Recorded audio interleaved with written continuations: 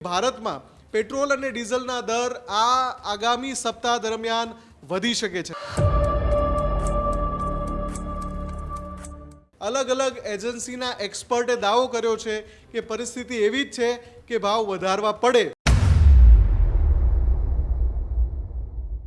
કેન્દ્ર સરકાર પેટ્રોલિયમ કંપનીને નિર્દેશ કરે છે કે ભલે હોર્મુઝ સંકટ હજુ પૂરું ના થયું, ભલે ઈરાન અને અમેરિકા વચ્ચે સમાધાન ન થયું, પણ જે ભાવ વધારવાનો હતો એ વધી ચૂક્યો છે। હવે તમે એક રૂપિયો પણ ના વધારતા, ભલે ખોટમાં જાય પેટ્રોલિયમ કંપનીઓ। કેન્દ્ર સરકાર જો કડક સ્ટેન્ડ લઈને આદેશ કરી દેશે કે તમે અગાઉ જે નફો કમાયા હતા એની સાથે આ ખોટને સરભર કરો, હવે દેશની જનતા ઉપર તમે મોંઘવારીનો માર ન આવવા દો, તો આપણને આવતા સપ્તાહે રાહત મળી શકે છે। પેટ્રોલ ડીઝલના ભાવમાં આગામી સપ્તાહમાં વધારો એ નિશ્ચિત માનવામાં આવી રહ્યો છે। પેટ્રોલ ડીઝલના તબક્કાવાર 5 રૂપિયા વધવાની પણ આશંકા। પુરવઠાની અછત નથી, પરંતુ ક્રૂડ ઓઇલના ભાવ એ ઊંચા થઈ રહ્યા હોવાનું પણ જવાબદાર માનવામાં આવી રહ્યું છે। પેટ્રોલિયમ કંપનીઓએ આગામી સપ્તાહે ભાવ વધારો કરે તેવો પણ દાવો છે તે કરવામાં આવી રહ્યો છે।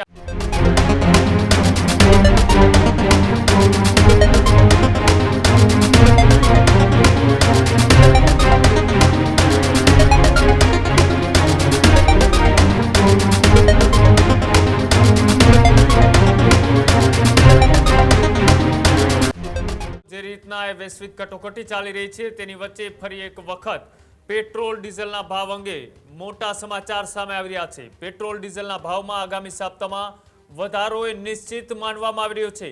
આગામી સપ્તાહમાં ટુકડે ટુકડે પેટ્રોલ ડીઝલ થઈ શકે છે મોંઘું। પેટ્રોલ ડીઝલના તબક્કાવાર 5 રૂપિયા વધવાની પણ આશંકા। ઈરાન અમેરિકા વચ્ચે સમાધાન ન થતા ભાવ વધારો એ નિશ્ચિત માનવામાં આવે છે।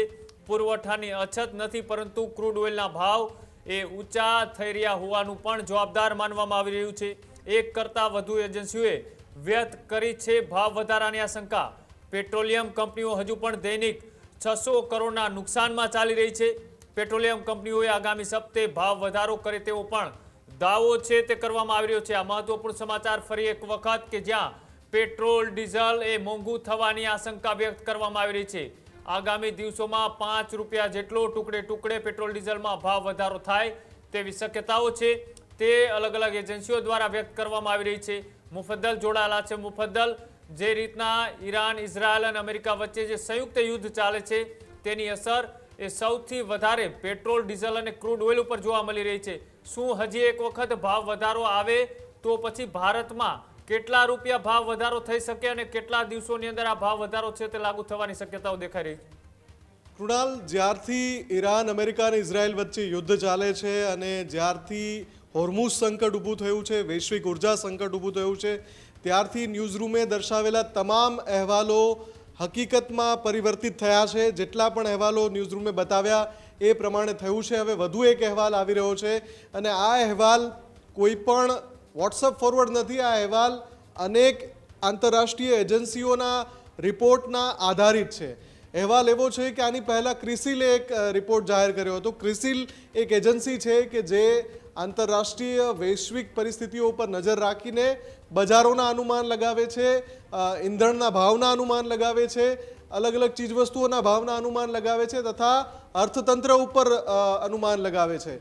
આ સિવાય ઇકરા કરીને એજન્સી છે, એ સિવાય ક્રૂડ ઓઇલના આંતરરાષ્ટ્રીય દરો ઉપર મોનિટરિંગ કરતી એજન્સી છે અને ભારતના કેટલાક અર્થતંત્ર ક્ષેત્રના જે નિષ્ણાંતો છે એમણે પણ આ અનુમાન લગાવ્યું હતું। ત્યારે જ ન્યૂઝરૂમે અહેવાલ બતાવ્યો હતો કે પેટ્રોલ ડીઝલના ભાવ જે છેલ્લે મે મહિનામાં વધ્યા હતા એ ભાવમાં વધારો હવે ક્યારે સંભવ છે।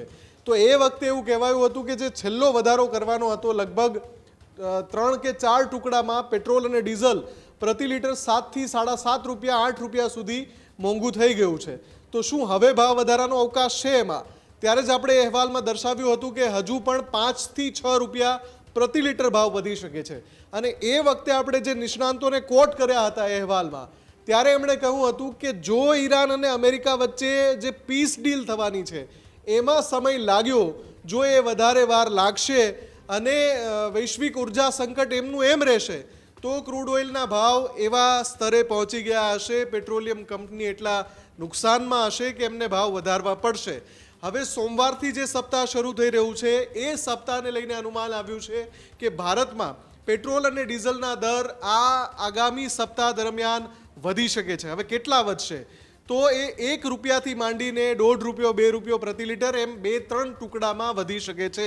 એટલે કે 4 ટુકડામાં જે ભાવ 7 થી ₹7.5 વધ્યા છે એ ₹10 પ્રતિ લીટર કે ₹12 પ્રતિ લીટર સુધી જઈ શકે છે.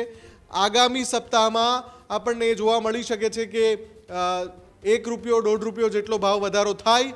અલગ અલગ એજન્સીના એક્સપર્ટે દાવો કર્યો છે કે પરિસ્થિતિ એવી જ છે કે ભાવ વધારવા પડે. પણ જો કેન્દ્ર સરકાર આમાં કોઈ સ્ટેન્ડ લે છે, કેન્દ્ર સરકાર પેટ્રોલિયમ કંપનીને નિર્દેશ કરે છે કે ભલે હોર્મુઝ સંકટ હજુ પૂરું ના થયું, ભલે ઈરાન અને અમેરિકા વચ્ચે સમાધાન ન થયું, પણ જે ભાવ વધારવાનો હતો એ વધી ચૂક્યો છે, હવે તમે ₹1 પણ ના વધારતા. જો કેન્દ્ર સરકાર આ રીતે કડક સ્ટેન્ડ લઈને પેટ્રોલિયમ કંપનીઓ સ્પષ્ટ કરી દે કે ભાઈ જે એવિએશન ફ્યુલ છે એના ભાવ વધારી દીધા, એલપીજીના ભાવ બે વાર વધાર્યા, રાંધણ જે ઘરેલું રાંધણ ગેસ છે એમાં, અને જે કમર્શિયલ રાંધણ ગેસ છે એમાં પણ ભાવ વધ્યા છે, અને એ સિવાય સીએનજીમાં પણ 2 વાર ભાવ વધ્યા છે. હવે પેટ્રોલ અને ડીઝલમાં ભાવ વધારો અથવા તો સીએનજીમાં ભાવ વધારો કરવાની જરૂર નથી. ભલે ખોટમાં જાય પેટ્રોલિયમ કંપનીઓ, કેન્દ્ર સરકાર જો કડક સ્ટેન્ડ લઈને આદેશ કરી દેશે કે તમે અગાઉ જે નફો કમાયા હતા એની સાથે આ ખોટને સરભર કરો, હવે દેશની જનતા ઉપર તમે મોંઘવારીનો માર ન આવવા દો, તો આપણને આવતા સપ્તાહે રાહત મળી શકે છે. પણ આ તો અને તો જ વાળી વાત છે, કેમ કે જો કેન્દ્ર સરકારે કોઈ નિર્દેશ નહીં આપ્યા હોય તો એ નિશ્ચિત છે કે આવતા સપ્તાહમાં પેટ્રોલ અને ડીઝલના ભાવ વધી શકે. અલગ અલગ અનુમાનો તો આવું ખોંખારો ખાઈને કહી રહ્યા છે. એટલે કે પેટ્રોલ ડીઝલ ઉપર વધુ એકવાર ભાવ વધારાની લટકતી તલવાર છે. કૃણાલ જી બિલકુલ, આભાર જોડવા બદલ, માહિતી આપવા બદલ. તો જે રીતના એ પેટ્રોલ ડીઝલના ફરી એક વખત ભાવ વધે તેવી શક્યતાઓ હાલ વ્યક્ત કરવામાં આવી રહી છે. કેટલા વધે છે, કેટલા દિવસમાં વધે છે તેનું પણ અનુમાન લગાડવામાં આવી રહ્યું છે. જોવાનું રહેશે કે આ યુદ્ધ હજી લાંબુ ચાલે છે તો પછી ભારતમાં પેટ્રોલ ડીઝલના ભાવ ક્યાં સુધી પહોંચી શકે છે, અને તેના જ કારણે સામાન્ય લોકોને, જનતાને જે પેટ્રોલ ડીઝલ એ કેટલું મોંઘું પડે છે, તેમનું જે બજેટ છે તેમાં કેટલી મોટી અસર છે તે જોવા મળી શકે છે. આ જ પ્રકારની તમામ અપડેટ જોવા માટે ન્યૂઝરૂમ ગુજરાતને લાઇક, શેર અને સબસ્ક્રાઇબ કરવાનું ભૂલતા નહીં.